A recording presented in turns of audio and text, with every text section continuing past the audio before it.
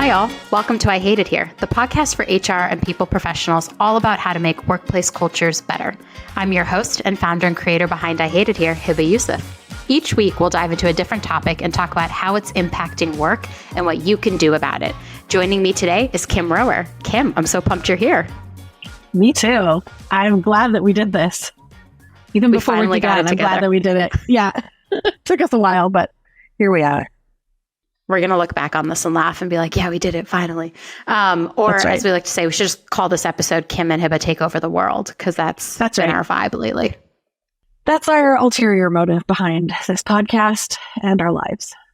We'll jump into our first question. I always like to start off each episode with kind of a fun, relevant question to who's joining me for the week. So, because you and I love pop culture so much, what's one pop culture moment that lives in your head rent-free? Well, can I give you two? Because I have one that's an oldie but a goodie. I've been thinking a lot lately about the Taylor Swift Kanye, the famous on-stage interruption.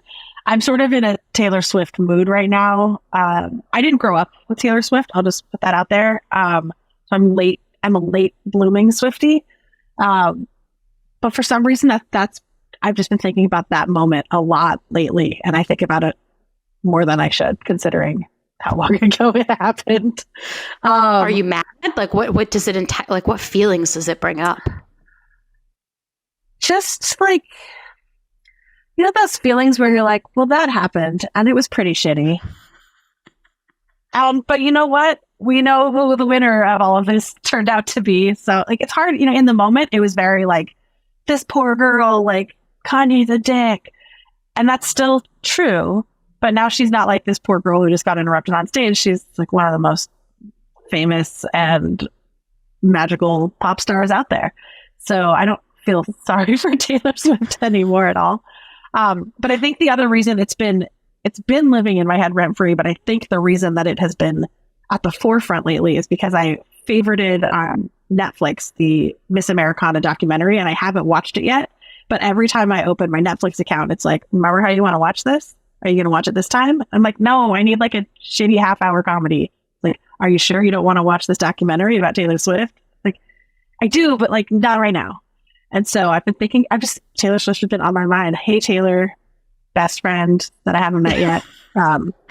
No, she's just been she's been on my mind.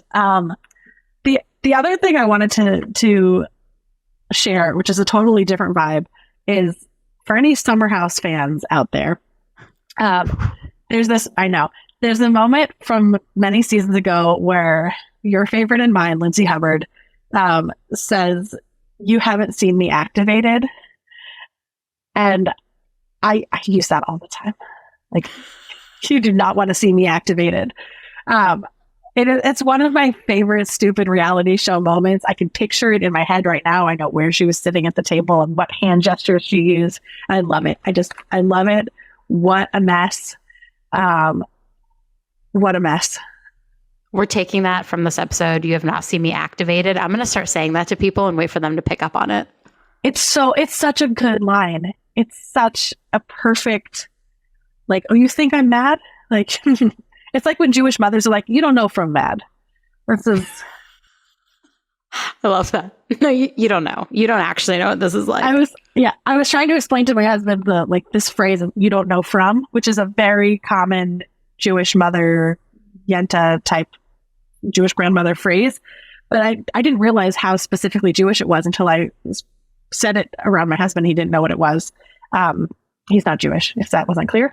And I've said it a few times to friends who are not Jewish, and they're like, what is that? I'm like, how do you not know? You don't know from? It's like a classic. Like, I feel like I have to put on a New York Jewish accent to say it even. But apparently that's just me, a Jewish person. I love that. That was a great intro to Kim. What a great there intro. You are. Also, activated, you don't know from activated. You don't know from activated. I can't. Oh God, we're going to have so much fun today together. The other thing, Kim, you didn't even introduce yourself. I just have you telling me your pop culture moment and I don't even ask you. Who are you? I don't know. Who am I anyway? We're chaos right now. Yeah. That's cool. It's fine. that's probably the best way to introduce me is by jumping in without an introduction, because I don't know how to do proper. I'm Kim. Same. I am the principal people partner at Oyster, a global employment platform, helping people hire across borders. And I have about 15 years now of experience in the people and HR space, mostly at tech startups. So I'm mostly losing my mind all the time, and have been for the better part of 2 decades. And my background is in theater. I was a theater person all growing up. I thought that was going to be my career until I needed more stability in my life and ended up in tech. It's funny, I ended up in like the least stable part of tech, like early stage startups. Let's go for some stability, but still more stable than working in theater. I live in Berkeley, California with my husband and 2 small children who are 3 and 7, just about, will be by the time this podcast airs. And what else do you need to know about me? I don't know. I'm a little bit witchy and a little bit let's break the world down into pieces so we can rebuild it into something that actually makes sense. Which is why you make the perfect guest on the I Hate It Here That's podcast, right. honestly. I do hate I it feel here. the same way. I do hate it here. I hate it here, but we're going to make it better. I love it. Right, exactly. I hate it here, but also I love it enough to want to make it better. Which I think is a perfect way to describe my career in HR. Same. That and a lot of white hairs and a lot of really angry nights. Yes. My daughter the other day was playing with my hair, as she likes to do, and she's like, "Oh, mommy, you have some silver hairs." It's like, "Yes, I do." And she's like, "What? How did you get those?" Like, those are just my magical silver hairs that show that I've lived an interesting life. And she was like, "They're so beautiful." I'm like, we should all have someone in our lives telling us that our grays are beautiful, right? Yeah, honestly, she can play with my hair anytime. There's a lot of them hidden in there. They're like, I can just see one right now. Like, because she noticed that they're a different texture than the rest of my hair. They're like curly and wiry in a different way. Mm-hmm. And it's like, this one is like, it looks like it's straight up coming out of my ear, which it's not. Anyway.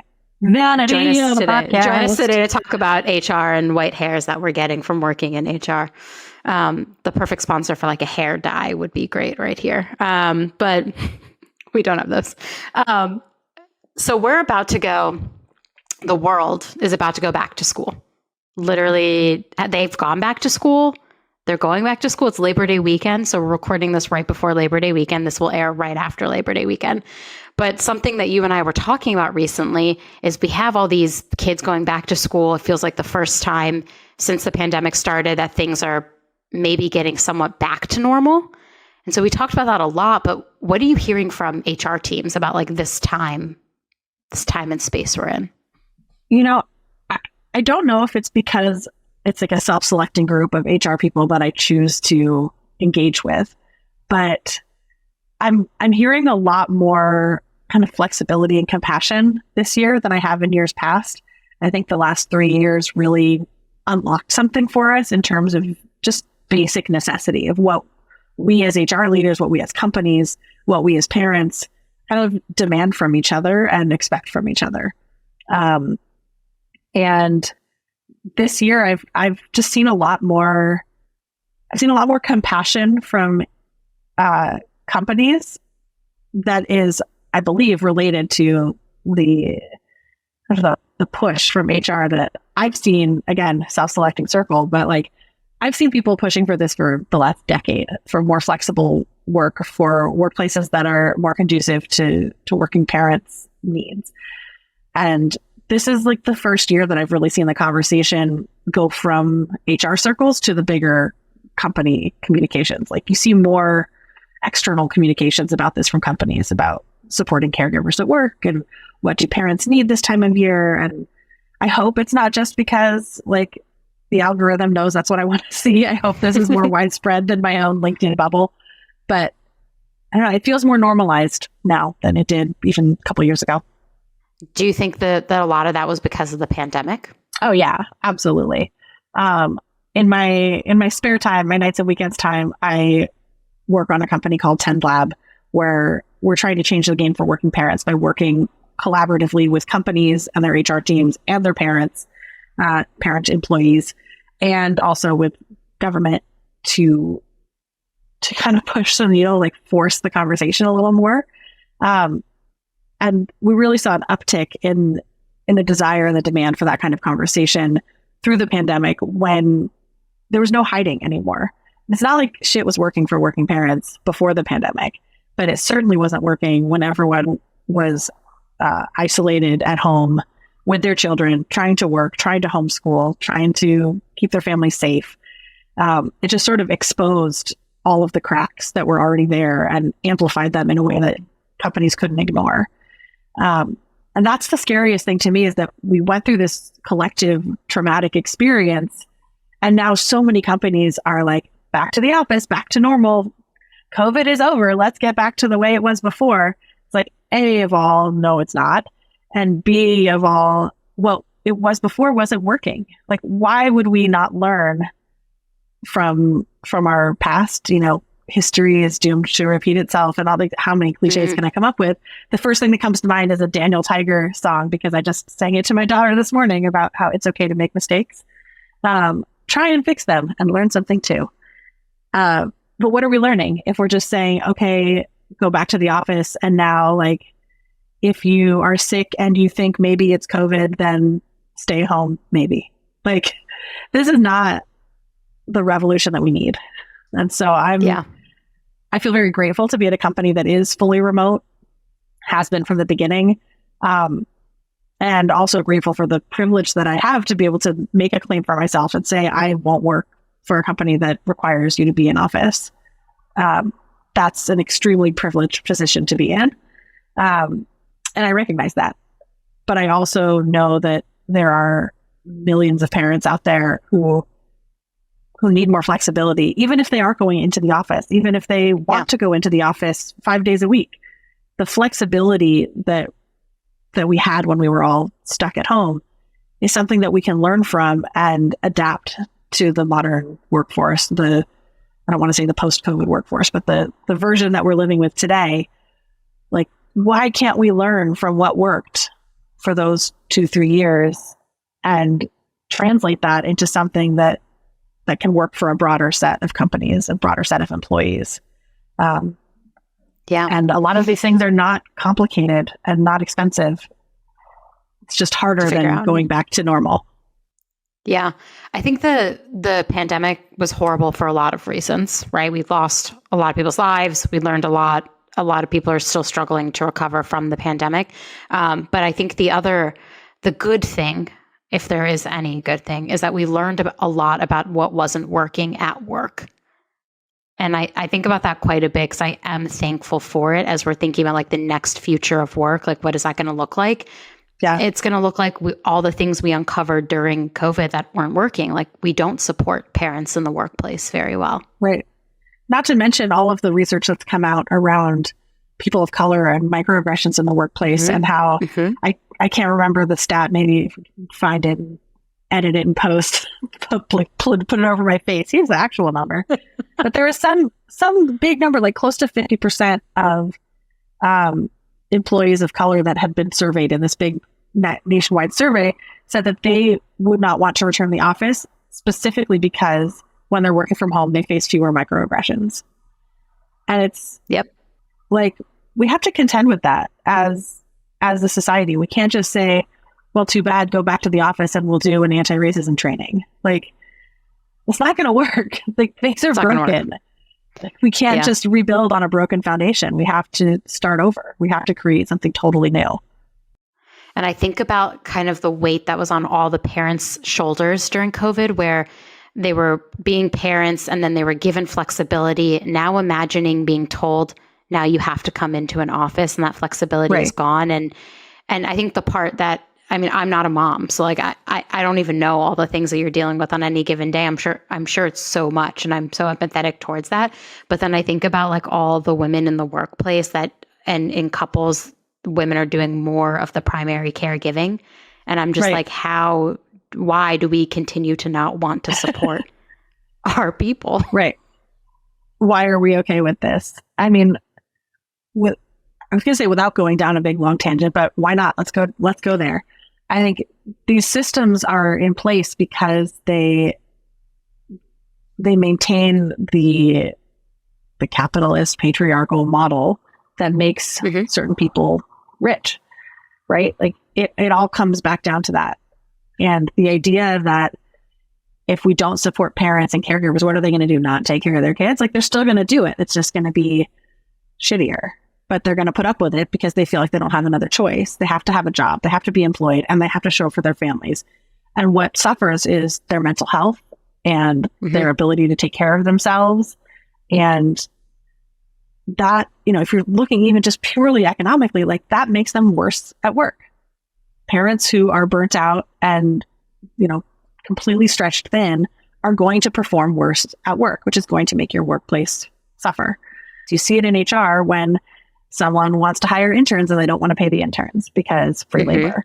You see it in, there's a conversation happening right now on LinkedIn that I think we've both been a part of about, do you charge for your time when someone wants to pick your brain?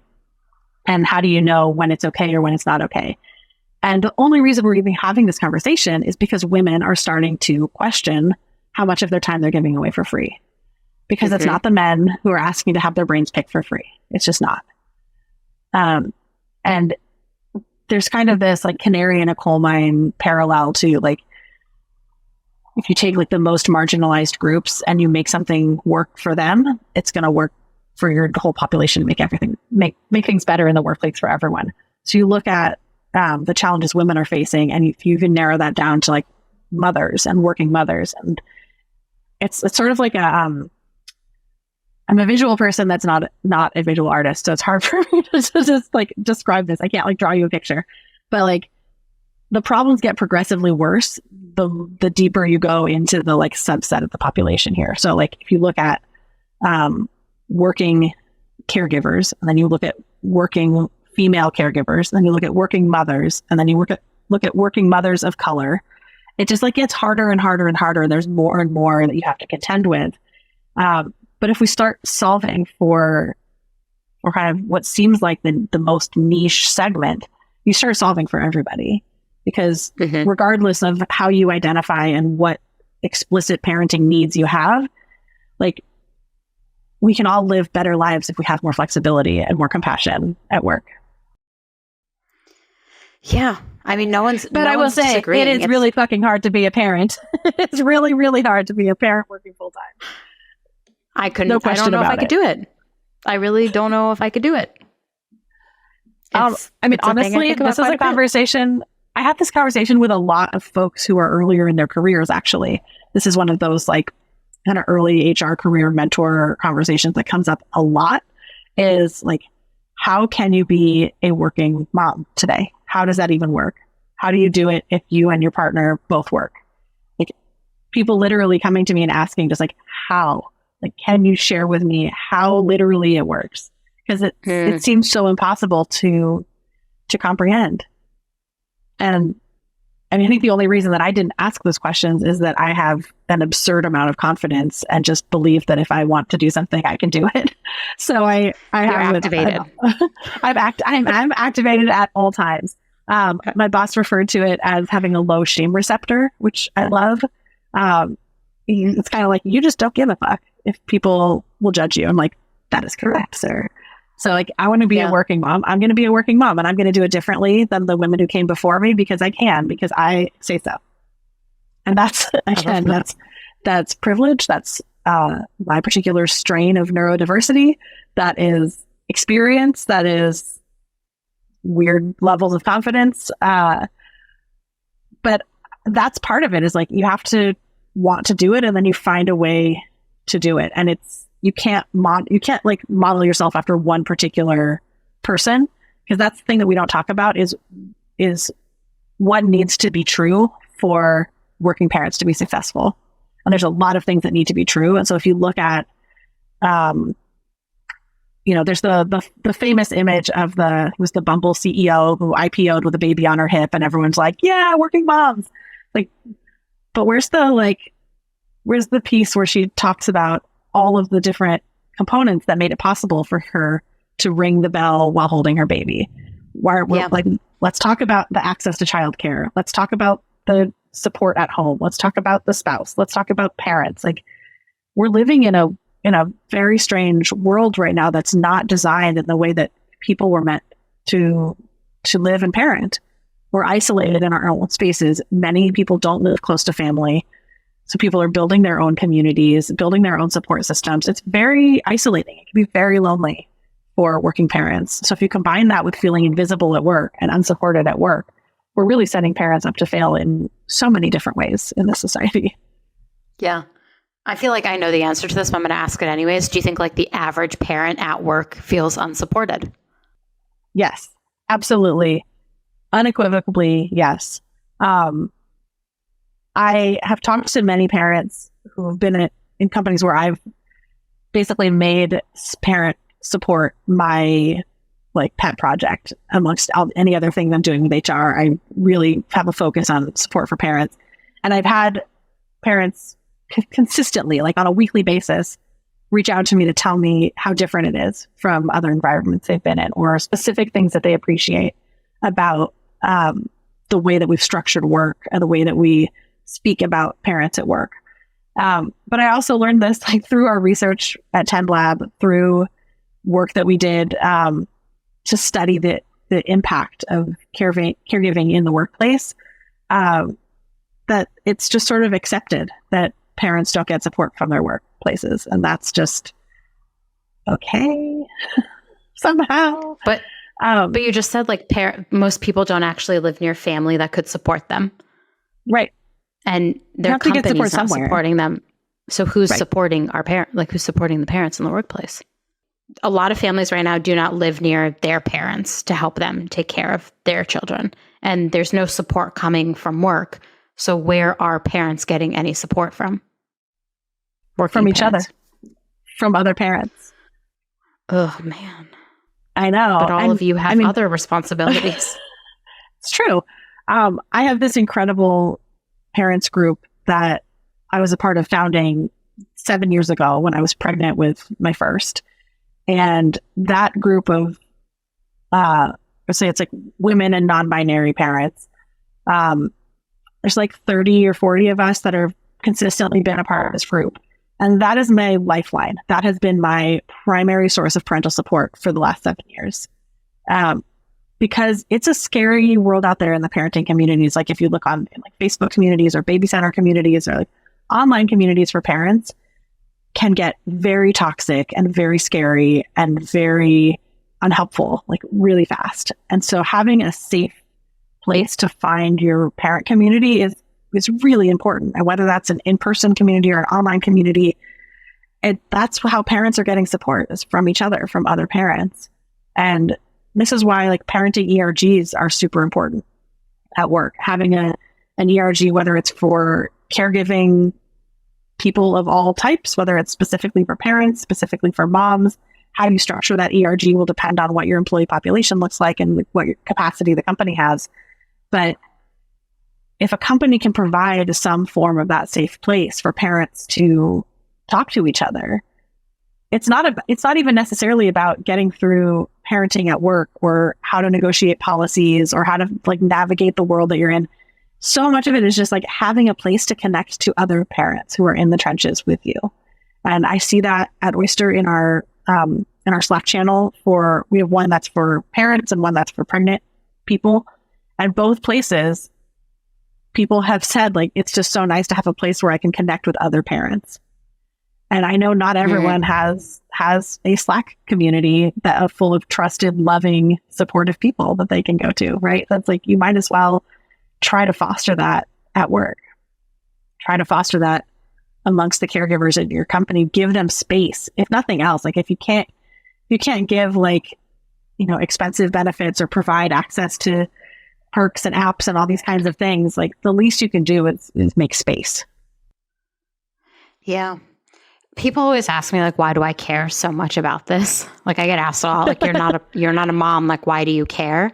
And I'm like, how can I do my job as an HR professional and not care about the employees in the workplace and what they're facing? Yeah. And for parents, I just think it seems so hard. Like it, and in our structure, like when we were growing up, I only had my dad worked, right? But now I think it's more common because of how expensive it is to live in this world, that now both parents are working now. And so when you have that structure in place, that's two people at two different companies potentially not getting support from their company on the caregiving that they need to do, that usually someone's career has to take a back seat because they're making the sacrifices to be the parent. So the other can also excel in their job. Yeah. And there's, you hear, or I don't know, I hear commentary from companies, from people saying, well, but your kids are in school. So when your kids are in school, you can work. And it's not that simple. Because first of all, school is, in most cases, is from like 8 to 2, let's say, maybe 2:30. And then you have to pay for aftercare because the workday doesn't end at the same time the school day ends. So you have to figure out how you're going to get your kid from school and get them to some sort of after school activity that will provide you with childcare until you can finish your workday. We are very lucky that we have an aftercare program at our school that's affordable, that like we don't have to go pick her up. She's already on campus there, which is fantastic. But a lot of people don't have that option. A lot of people, like, the school day ends at 2:30, and then they just have to figure out what to do with their kids until they're off their shift or until they are able to leave the office. When I was working in an office in San Francisco, I had to commute an hour each way. And luckily, my husband worked close to where the kids were in school. So he was in charge of pickup because he could actually get there by 5 when the daycare ended or the childcare ended. Like, it wouldn't have been possible for me. I wasn't getting home till 6:30, and then someone's got to make dinner, and someone's got to get the kids bathed if it's one of the days of the week that you bathe your children. Someone has to, like, there's so much. I was talking to someone the other day about the before and after, and there's a great book podcast called The Second Shift, Double Shift, Second Shift. I need to look this up and make sure I'm saying it right. I think it's The Second Shift. Anyway, it's this concept that you start your day way before your workday starts, and you end your day way after your workday ends. So, like, by the time parents show up in the office at 8 a.m., 9 a.m., they've already lived like a 3-hour workday, because your kids get up somewhere between 5:30 and 6:30 or 7, depending on your particular child. And then you have to go through the morning routine of getting them up, getting them out of bed, getting their teeth brushed, getting them dressed, getting them fed, making sure their backpack is ready, telling them 700 times to put their shoes on, helping them get their shoes on because they can't actually do it themselves, and getting them out the door and to school. And that's assuming like every one of those steps is going right, and that there's no tantrums, and that there's no, owies that need tending, or hair that needs extra attention that day, or fights over the outfit, or like, there's so many different ways that can get thrown off track. And that's just everything you do before you sit down to work. And then you go through your whole workday hoping that you don't get a call from school to say your kid has a runny nose, you need to come pick them up, or your kid has a fever, you need to pick them up, or God forbid, there's like an emergency at the school, right? And then you finally pick your kid up, and then you go through the nighttime routine. Okay, as soon as they walk in the door, it's check for homework, check your backpack, please put your shoes here and not on the floor where everyone's going to trip over them. And oh, look, the floor is covered in toys because we never got to clean those up. And let's get you fed and bathed and to bed. And then you deal with the bedtime routine. And it's like, finally, at least in our house with a 7-year-old and a 3-year-old, finally we get both kids like in bed and hopefully asleep. It's like 8:30 or 9 at night. And then like, maybe I still have an hour or two of work I want to catch up on because I didn't get to do it during the day. Or maybe I just need to like turn into a zombie on the couch and watch terrible reality shows. And then I try to get myself into bed at a reasonable time, because guess what? The kids wake up overnight still. Like, you don't sleep through the night. Like, I can't remember the last time I slept all the way through the night. And then you wake up the next morning and you do it all again. And there's so much joy and love and fun in all of this. And like, it's such a stereotype of me. I wouldn't change it for the world, except for like, maybe they could sleep better. But it's just the reality for parents. Like, when I talk to friends who don't have kids, and it's like, the morning routine is like, I get up and I have my coffee and I do some writing and I do some yoga, and then I start work, and then I have my work day. And then after work, I like go out to dinner, or I decide what I want to cook that night, and I relax into my evening, or I go to a workout class, and I'm like, it's just a very different life, right? And it's not that one is better or worse, or one is good or bad, but workplaces are treating these as the same. And they're not. They're really not the same experiences. Right? Yeah. And that applies to people with all kinds of caregiving needs, not just parents. And parents are the biggest group that we talk about, but there's also people who are doing elder care or spousal care or any other type of caregiving that takes you away from only caring for yourself and your work. And I just think we treat these types of work needs as equal, and they're not. And flexibility can apply to anyone who needs flexibility, but parents bring so much to the workplace. There's been a lot of research on this, the particular skills and the way that your brain changes when you become a parent and how that makes you better at work. Like, we should, at the very least, we should be trying to enable parents to be successful in the same way that our non-parent employees are afforded that opportunity. Yeah. It reminds me of that stat that halfway through 2020 came out, or like maybe early 2021, where like women left during the beginning of COVID, women left the workforce in waves. Yeah. Because they're like, we can't do this job full-time remotely and also manage our children who are remote going to school. And that stat stuck with me for so long, because I continue to think we don't do enough for our parents. And like you've shared so candidly, and thank you for that, all the things that parents are going through on any given day.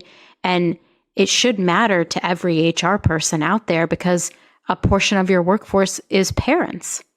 Yeah. And you want to build a workplace culture. That's great. Well, why don't you start thinking about the experiences that other people are having at the company? Right.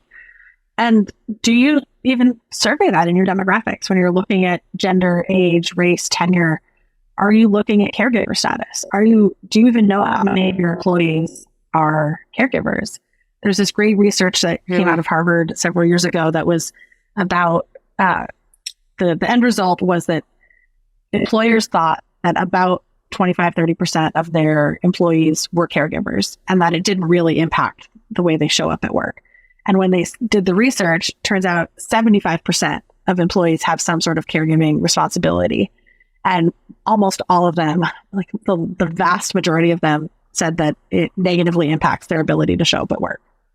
What if we started approaching the way we create policy and practice with that assumption instead, that the majority of our employees have needs outside of work that negatively impact their ability to show up? And how can we support them so that they can show up and be their best? Yeah. I mean, that leads me to like my next question. Yeah. Sorry, that should be the lens. Well, that leads me perfectly to my next question then. What should HR teams be doing to help support parents? Asking questions and being curious about what they actually need. When we did a survey internally, by far, the thing that was most impactful for people was flexibility. More so even than paid time off, more so than compensation. It's flexibility is what parents need.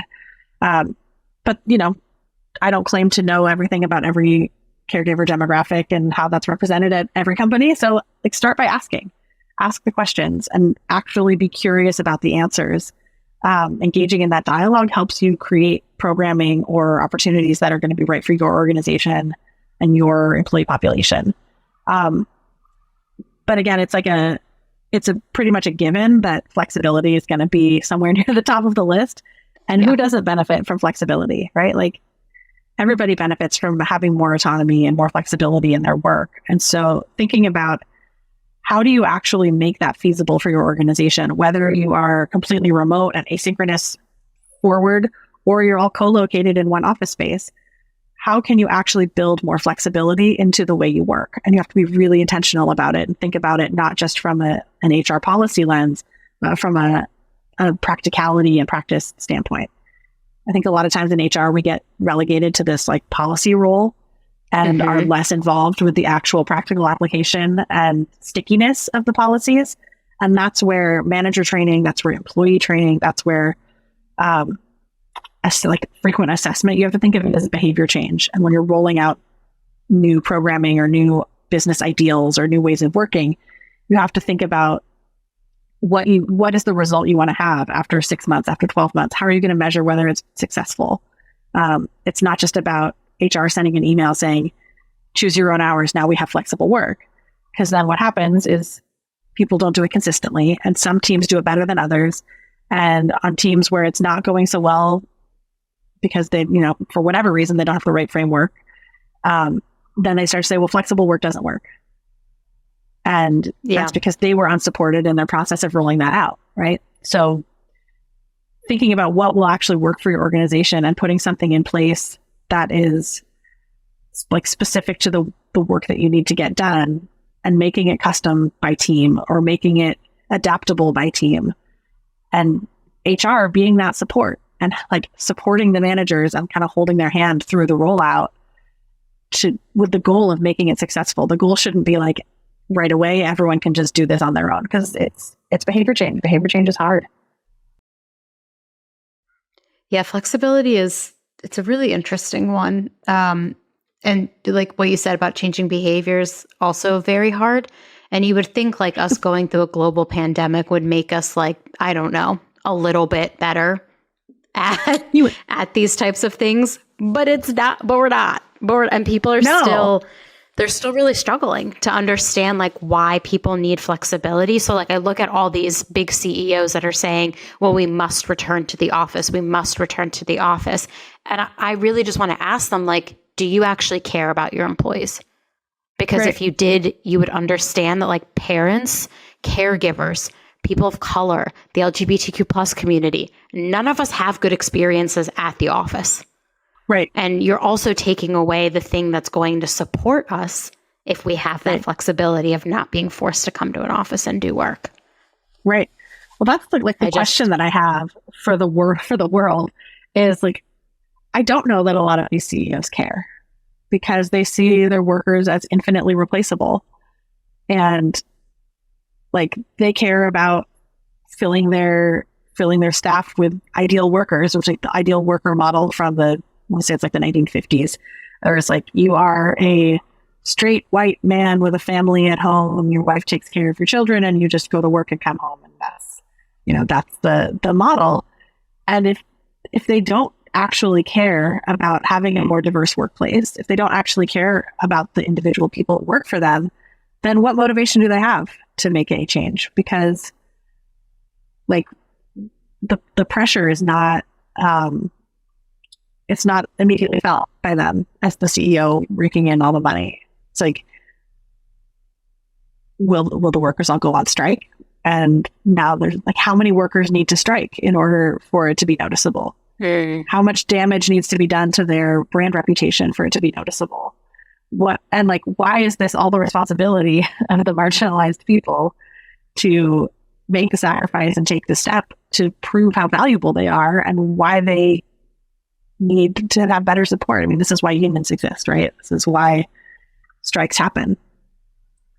We're in a very strike aware moment right now in our particular family. Hell because my sister is currently on strike as part of the WGA, the Writers Guild strike down in LA.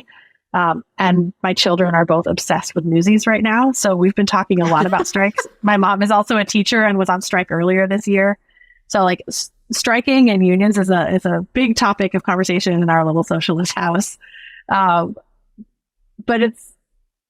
there isn't like a parents union, right? There isn't like even like a tech workers union, right? So who is going to make the change? Who's going to make it happen? How is it going to actually be impactful and not just a bunch of us sitting around in a vacuum talking to each other about how we need to make change?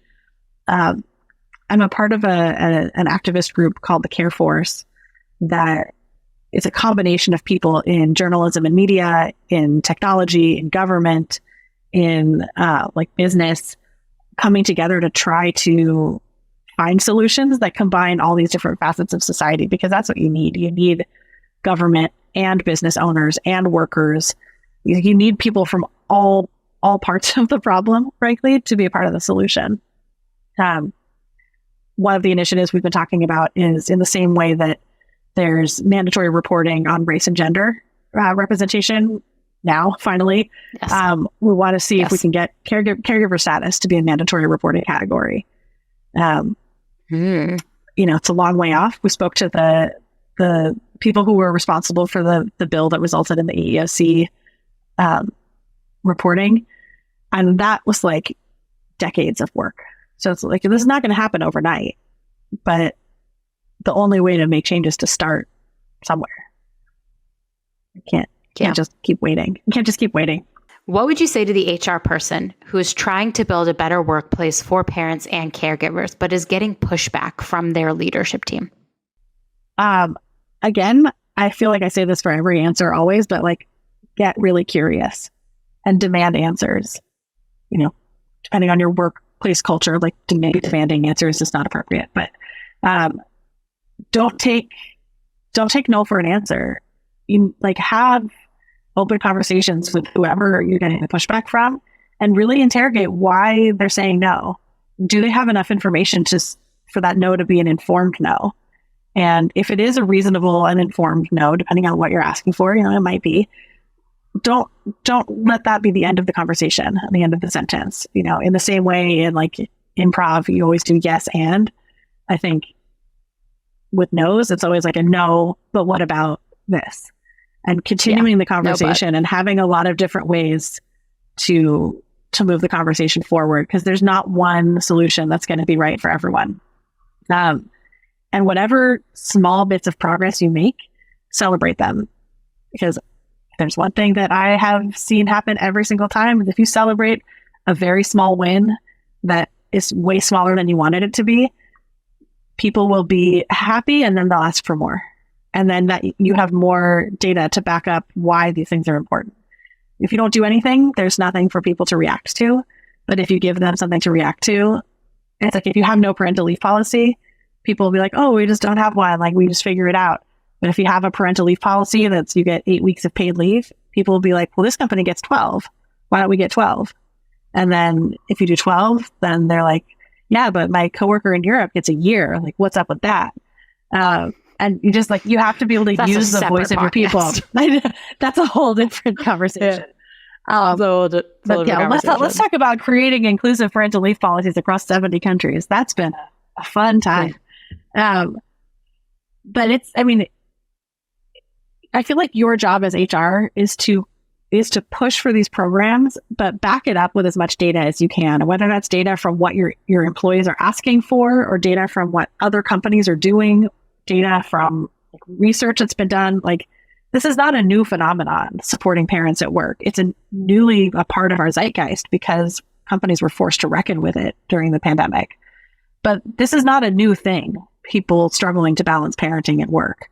And there's a ton of research out there to support this. I have a guide I can link for when this podcast goes live to something that I worked on that was essentially a guide for companies to better support caregivers at work. Here are some tangible things that you can do and ways to action on it.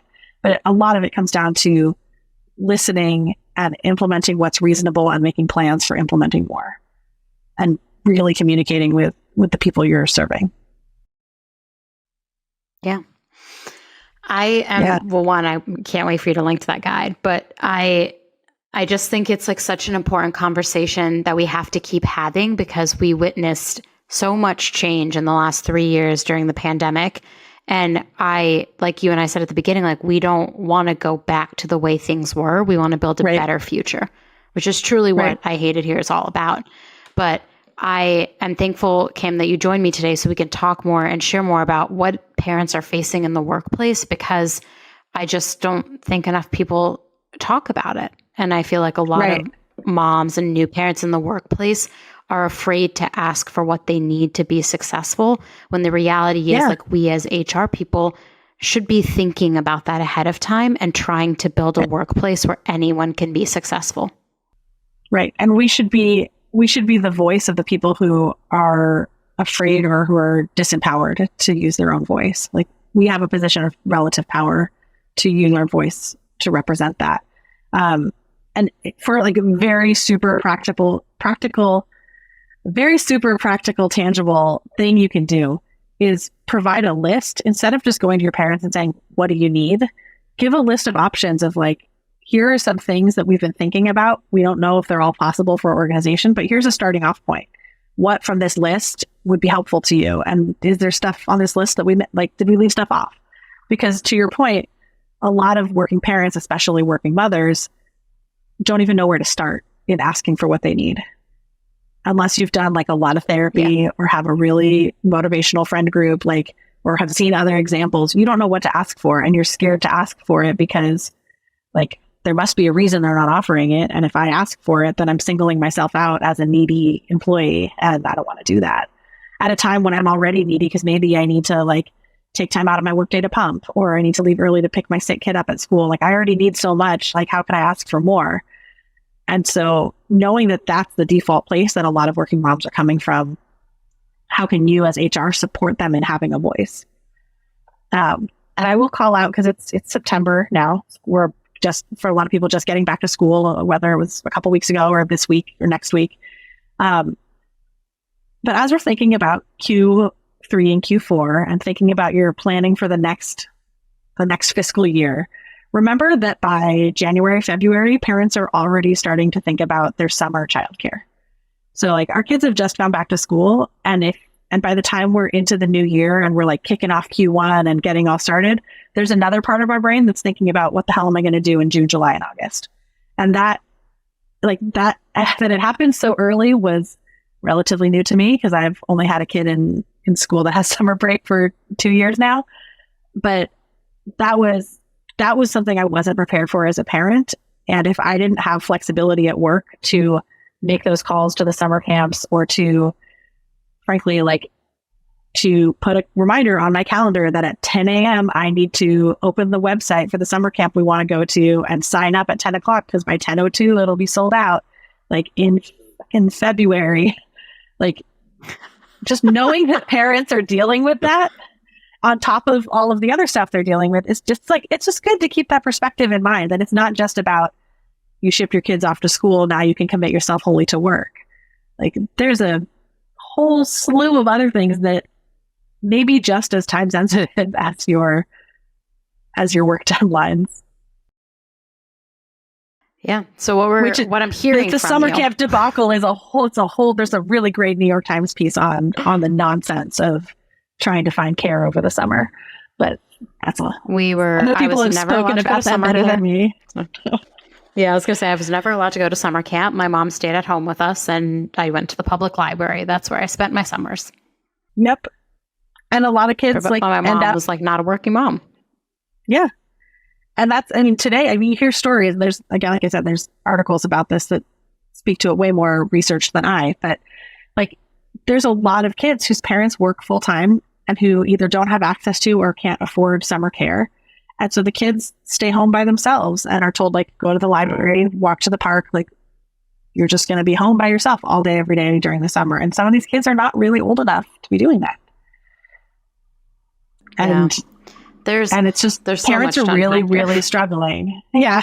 This is a whole other topic, but what I tell HR people, and what I will tell our listeners to think about here, is that just remembering that at various times of the year, in the same way you're thinking about religious calendars, holiday calendars, your company diversity and inclusion holiday calendars, think about what parents are going through, just even relative to the school year, not even relative to holidays and travel and birthdays. And did I get a gift for that kid that we have to take to the party? And that just even looking at the academic school year calendar and how that lines up with your business calendar.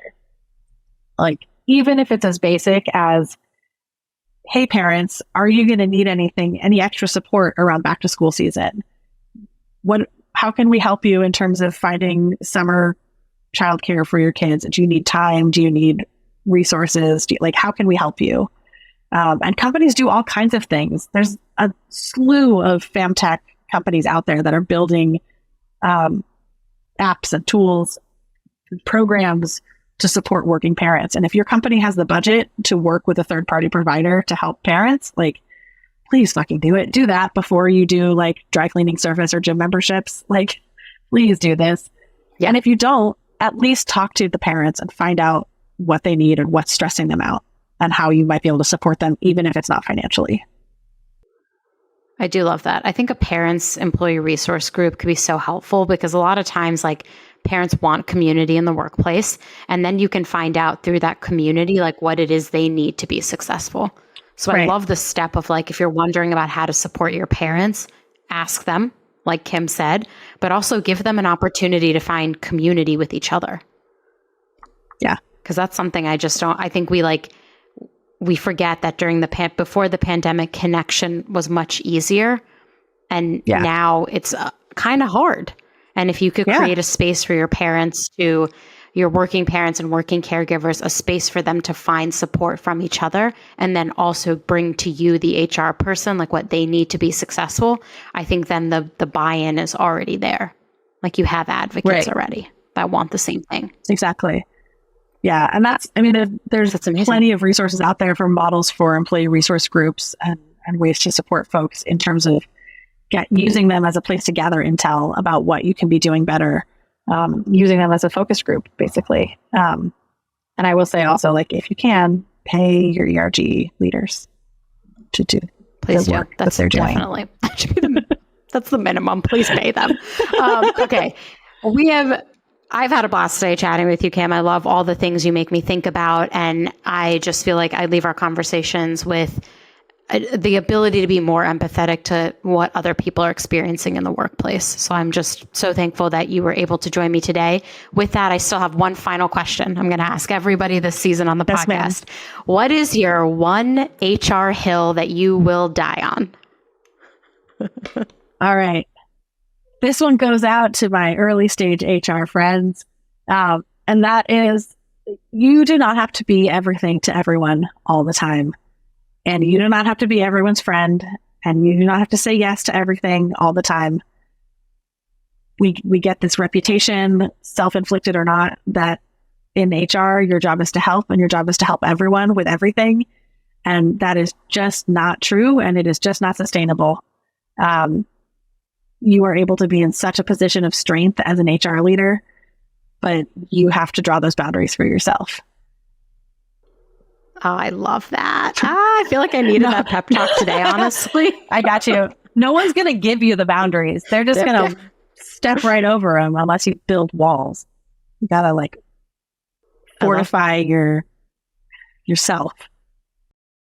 I love that. I will only add one thing to that because I think that is a beautiful hot take. Just get really comfortable saying no. Mm-hmm. I just think no is the one thing that I wish HR people knew how to say more or felt empowered to say more. Yep. No, I'm not going to be doing that. I am still struggling with that to this day. It is a hard thing if you are conditioned as a helper. If you grew up being a helper and you found yourself in HR because you like to help people, it is going to be a hard lesson to learn, but an incredible one and a super important one. I love it. Thank you so much, Kim, for joining me today. Could you tell everybody how to get in touch with you? How do they find you, follow you, all the great things? Yeah. You can find me on LinkedIn. I'm easy to find. Just search my name. With everyone else. There's not a lot of me out there. And I'm on Twitter at Kim's Kitchen Sink, where it's a hybrid of yelling about HR and yelling about being a parent. So if you like parenting and people ops, that's kind of my thing. Everywhere on the internet. But yeah, Twitter and LinkedIn are where I'm most around. I love it. Kim, at the intersection of parenting and people ops. That's a great bio line I just wrote for you. That's it. Thank you. Kidding. Thank you so much. What would I do without you? Thank you. I don't know. I'm so grateful to have you.